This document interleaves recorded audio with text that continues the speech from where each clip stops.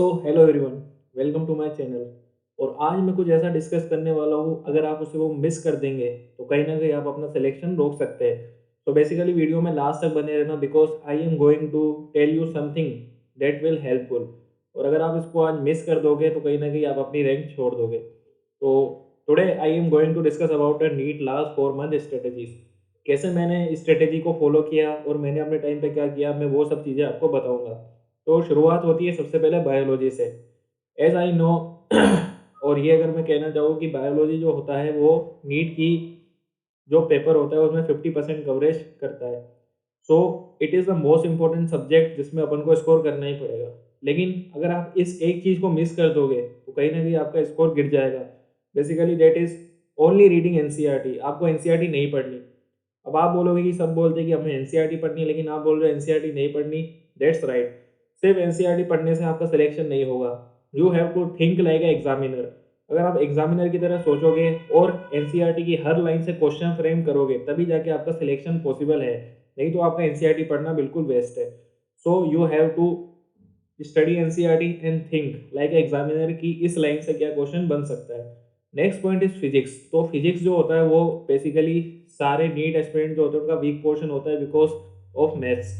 अब फिजिक्स में आप अगर एक चीज नहीं करोगे तो that will also drop your selection. तो what is that thing? Physics में आपको सबसे ज्यादा करना है क्वेश्चन प्रैक्टिस। और सिर्फ क्वेश्चन प्रैक्टिस करोगे तो भी सिलेक्शन होगा, इसकी कोई गारंटी नहीं है। क्यों? इसका सबसे बड़ा रीजन यही है कि अगर आप सिर्फ फिजिक्स में क्वेश्चन प्रैक्टिस ही करते रह जाओगे और उन क्वेश्चनों को एनालिसिस नहीं करोगे तो भी आपका सिलेक्शन रुक जाएगा। सो बेसिक स्ट्रेटेजी यही है कि अपन को क्वेश्चन प्रैक्टिस भी करनी है और उसके साथ एनालिसिस भी करना है। The next point is the most important point, and अगर आप इसको मिस करोगे तो कहीं ना कहीं आपका सिलेक्शन रुकेगा ही रुकेगा। क्योंकि ये एक मोस्ट इंपॉर्टेंट पॉइंट है जो सारे स्टूडेंट लगभग मिस करते हैं। डेट इज टेस्ट पेपर को देना और घर पे आके उस टेस्ट पेपर को फेंक देना। You can relate this thing because मैंने भी अपने फर्स्ट अटेम्प्ट में ये मिस्टेक की थी। लेकिन मैंने अपनी मिस्टेकों को सुधारा, जिस वजह से आज मैं गवर्नमेंट मेडिकल कॉलेज में एमबीबीएस कर रहा हूँ। And it is my third year of MBBS.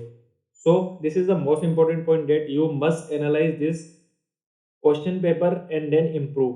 Next point is our chemistry. Chemistry में अपन को जो टारगेट है मिनिमम 160 प्लस लेके चलना है, उसके लिए अपन को सबसे पहले क्या करना है, वही सारी स्ट्रेटेजीज फॉलो करनी है जो मैंने ऊपर बताई। अब what are the major subject जिस पे आपको बेसिकली फोकस करना ही है, इनको आप छोड़ नहीं सकते किसी भी हाल में।